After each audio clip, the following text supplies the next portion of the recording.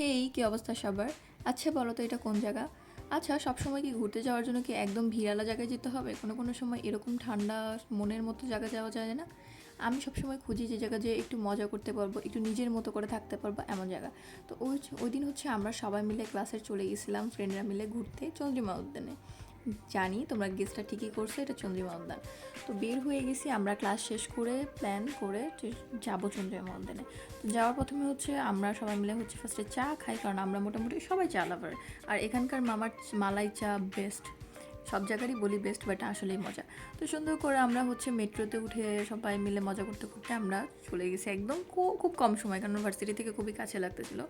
তো চন্দ্রিমা উদ্যানে পৌঁছানোর পরে ফার্স্টে কাজই থাকে যেটা মেয়েরা আমরা করি অলওয়েজ, সেটা হচ্ছে ফুল নেওয়া।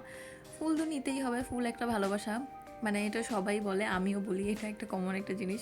তারপরে ফুল নিয়ে আমরা হচ্ছে চলে গেছি চন্দ্রিমা উদ্যানের ভিতরে, কারণ আমরা হচ্ছে একটু ভিতরের দিকেই যাচ্ছিলাম। আমরা প্রায় 7-8 জনের মতো মেয়ে ছিলাম, আর আমাদের প্ল্যান ছিল হচ্ছে আমরা অনেক মজা করবো আর যাব। তো এখানে হচ্ছে আমরা অনেক সুন্দর সুন্দর মজা করতেছিলাম আর অ্যাস্থেটিক পোজ দিতেছিলাম। আমরা হচ্ছে অক্ষয় কুমারের বিখ্যাত পোজও দিয়ে ফেলছি। তারপরে এরকম সুন্দর অনেক ভিডিও মজা করার পরে এখানে দেখো আরেকটা জিনিস, এদের দুজনের ব্যাগ অনেক সেম সেম আমার দুই ফ্রেন্ডের। তারপরে এই তো বের হয়ে আমরা সুন্দর করে ফুচকা খাওয়ার পরে এই তো বাসার দিকে চলে যাচ্ছি, কারণ বাসায় তো যেতেই হবে। তো কেমন লাগলো আজকের ব্লগটা? নেক্সট ব্লগ তাড়াতাড়ি আসবে, টাটা।